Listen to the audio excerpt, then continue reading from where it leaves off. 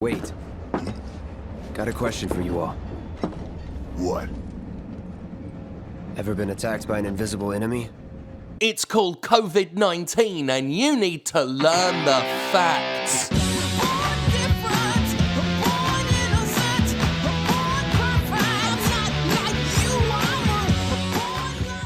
Look at that, eh? Green screen set up, COVID be damned. So long as we got the lighting right and it doesn't look shit. Also, I can't move, like, from this portion at all, otherwise it'll mess up the background. I've got no room. But we will pretend everything's normal. We'll pretend everything's normal. Everything's normal. Today's Jimquisition is a Jimquisition in two parts, really. The first part, I'm talking about, specifically Final Fantasy VII Remake and what in that game could be classified as a spoiler, and what that says about spoilers in relation to the distance from a thing's publication to that thing being spoiled, and the spoiler material being common knowledge. The second part talks about spoiler culture as a whole, how it can be taken too far, and, as is often the way with this show, how triple capitalism exploits it to get money out of you, the viewer. Donate to my Patreon.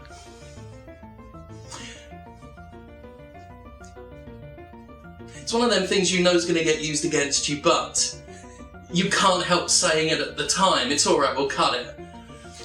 Don't shake your head. We'll cut it.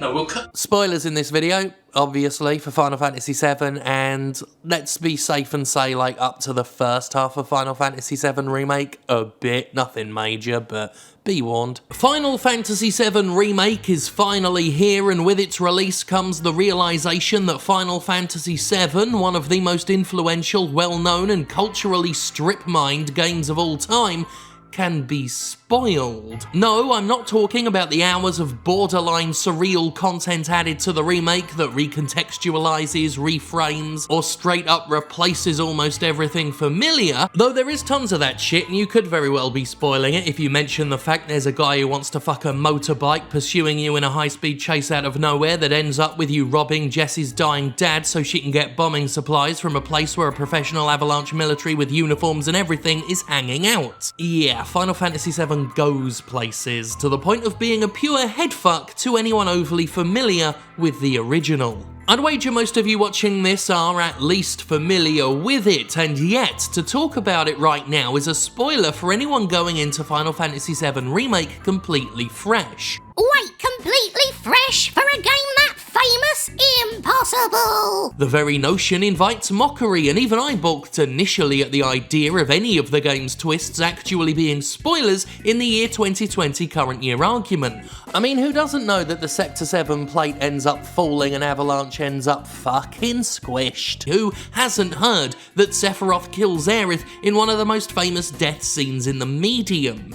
In fact, I don't think it's unreasonable to argue that in the world of video games, Aerith's death is as big a non-spoiler as Darth Vader being Luke Skywalker's father, or Rosebud being Charles Foster Kane's sled, or Donnie Darko being a shit film. It's just a twist that isn't a twist anymore, because culturally it's been discussed, referenced, parodied, and dissected so much that what was once a shock moment is now often the most famous thing about the work in which it's featured. For example, you don't have to have seen the film to know which one I'm referencing when I mention the girl that's had a bit of a wander out of a telly. But here's the thing, none of us are born knowing Darth Vader is Luke Skywalker's father. We're not born knowledgeable, we learn from experience, and as time marches inexorably forward, the experience of learning pretty much anything becomes inevitably more obscure, even for things that everybody knows. One thing I've learned as I've gotten older is that time fades all, and with each passing generation, old shit becomes less relevant as new shit comes out to replace it. A few months ago, singer-songwriter Billie Eilish caused a massive stir when she admitted she didn't know what Van Halen was. Oh, how could anybody not know a band so massive? How could a musician not even hear of Van Halen? How could this happen? My friend, my elderly friend, Billie Eilish is 18. She's 18, and Van Halen was formed in 1972, over a decade before I was born. Almost 40 years of music happened between Van Halen's formation and today, and Eilish is expected to know all of it? No. This is something even Wolfgang Van Halen understood when he came to her defense, telling folks, don't shame others for not knowing what you like. And that, at the core, was people's issue with Eilish. Not that she didn't know a band so influential as Van Halen, but that anybody wouldn't know someone's favourite band. Because if Billie Eilish doesn't know Van Halen, maybe Van Halen today is not as influential as it once was. Not that culturally important in the grand scheme of things, not anymore. But hey, better instead to write off young people as ignorant and stupid, rather than face the fact that with each passing moment, your favourite thing becomes less relevant to modern audiences. I say this as an Electric Light Orchestra fan. No matter how much you like something, not everyone is obliged to know it, and chances are more people don't know what you like than do. Doesn't mean it's bad or deserving of its obscurity, it's just what time does. There are kids alive today who have never heard of the Beatles. Yes, the Beatles, cited as the most influential band of all time. Hell, here's an article lambasting kids for their ignorance in 2011, almost a full 10 years ago, and the Beatles did not get any more famous since then. Millions of kids these days don't know who the Beatles are, and you can be mad about it, you can blame Generation Z and say they have no taste or no class, but all you're doing is what your ancestors did. You're angry because what's important to you isn't important to everyone and will likely only get less important. We can argue all day about what audiences should and shouldn't know, but it won't change the fact that a significant number of people are playing Final Fantasy VII Remake without a single clue what happens in Final Fantasy VII. To acknowledge Aerith's or Avalanche's deaths as a spoiler is to acknowledge that millions of players will be the Billie Eilish to Square Enix's Van Halen. But welcome to the year 2020 current year argument. What you think is culturally relevant may not even be on the radar of people 10 years your junior. Accept it, accept that people don't know what's gonna happen, and just let them experience it, eh?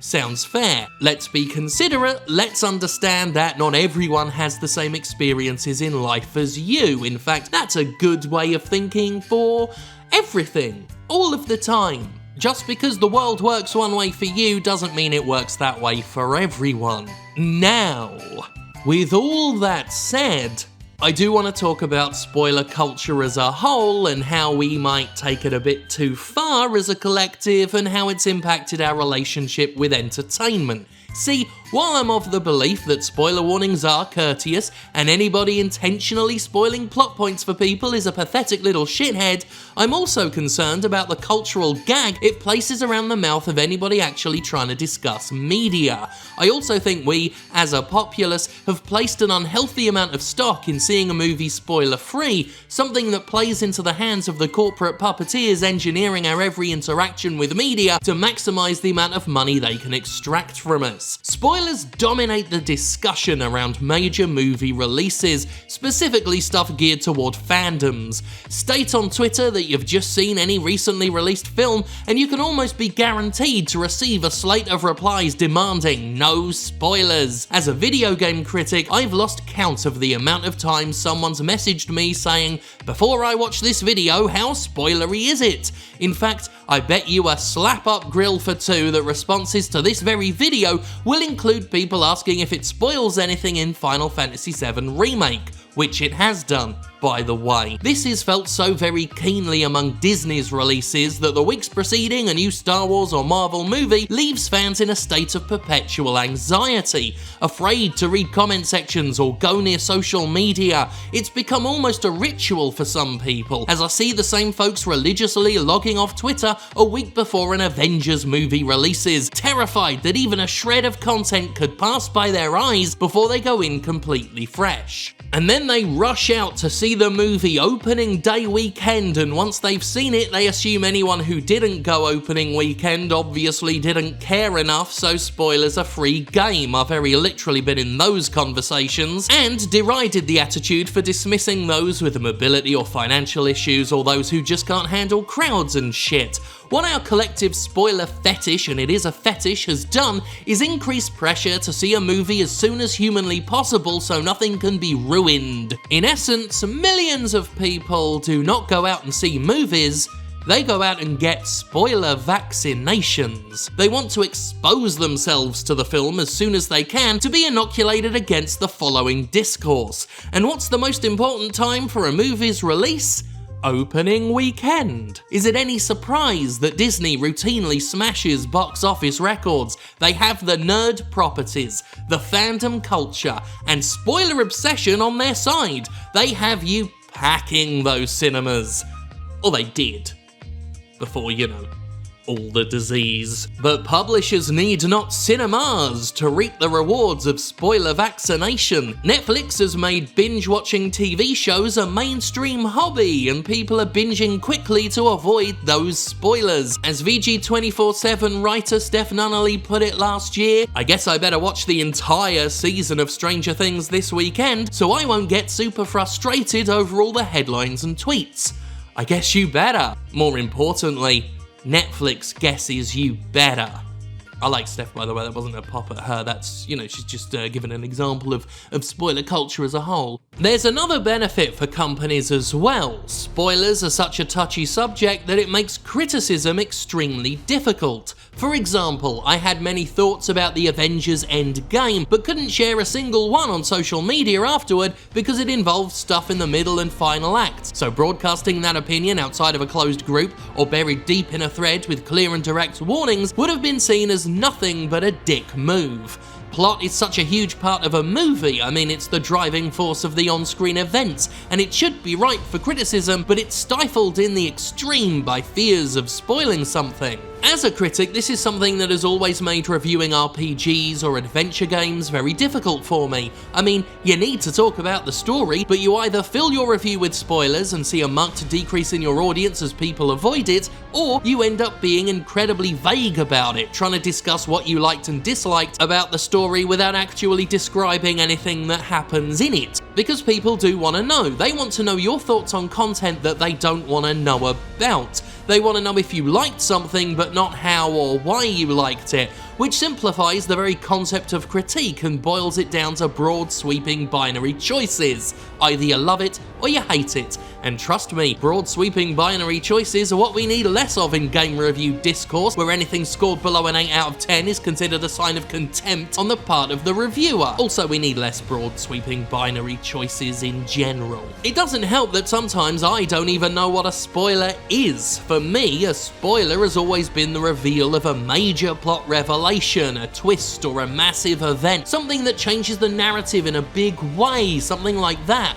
But for some, a spoiler is literally anything. I'll never forget my first experience with spoiling in-game content that in no way, shape or form resembled a spoiler to me. It was when I worked the video game news content beat and posted a story about Luigi being a playable character in Super Mario Galaxy, and people lost their shit at me. Despite it being a news story that did the rounds everywhere, commenters got so mad at me that I'd spoil such a big reveal like Luigi being playable in a Mario game. And in all honesty, I still don't get that one. I don't get that level of fervour, that level of fear of one's experience being ruined by knowing that a long-time playable character is playable. This was before that game's launch, of course, so I experienced this in 2007, maybe even 2006, and spoiler obsession has only gotten more extreme as Marvel and Star Wars encourage it. There are things I've talked about in films, TV shows, games that are not spoilers to me. It was just an event that happened. It was something worthy of criticism, and someone somewhere will always jump down my throat, and the end result, the net result of that is you just get afraid to talk about anything in detail anywhere publicly. Keep it secret, keep it safe, just the way the executives like it. Folks get mad about game mechanics being revealed. They get mad about news stories leaking before a publisher gets to reveal it on their own carefully curated terms. Nothing boggles my mind more than people calling leaks from trade shows like E3 spoilers, as if a cynically packaged corporate presentation is as narratively gripping as an actual fucking film or book. Well, actually, now I say it out loud, most films today are cynically packaged corporate presentations. Am I right? Yeah? That was a little bit of satire there for you. As a critic, or even just a fan with an opinion on Twitter, you're forced to tread on eggshells, ever fearful that what you say will infuriate someone who didn't want to know anything about the thing they were planning to spend money on. You're forced as a critical content creator to either obfuscate the details of what you're trying to critique, or bury said critique under spoiler warnings. Either way, your opinion has to be actively suppressed somehow before it can be published. And who does that benefit? Maybe the fans who have so fetishized spoilers that they can't bear to hear a second of pre-watch content, but ultimately the movie studios, TV networks, and video game publishers who now live in a world where criticism of their work is actively buried, often by the critics themselves, and the loyal fans rush out immediately to consume voraciously, lest their starvation for entertainment be sated even a little bit by poisoned appetizers. We live in, from their perspective, heaven. Blissful, comfortable heaven. All a company has to do to gag discussion about their product is stoke the fires of spoiler culture. No blacklist required to get reviewers to shut up anymore, though they still like those, and that's a concern. Nobody can fully, openly, or safely discuss important aspects of a video game or movie, and the companies making money on those games and films, etc., are the ones who have everything to gain from our tremblingly subdued opinions. And all being said, that leaves us in a bit of a quandary, doesn't it, dear viewer? For you see, it is only courteous, it is only polite, it is only empathetic to not spoil content for someone, but at the same time, does that play into the hands of the movie studios and the video game publishers and the, I don't know, Barnes & Noble? Maybe, yes, but also the courtesy. The capitalism. The courtesy and the capitalism. I don't have an answer for you. Just don't be a dick. Whether you are angry because some in-game content that is trivial got spoiled, or you are thinking to yourself, I'm going to go out and tell everyone what happened in the Red Wedding. Heh heh heh. I'm going to tell everyone that Sephiroth killed Dumbledore. Heh heh heh. Don't do it. And I think everything will be fine. There we are. Solved another problem. It's all solved. Thank God for me.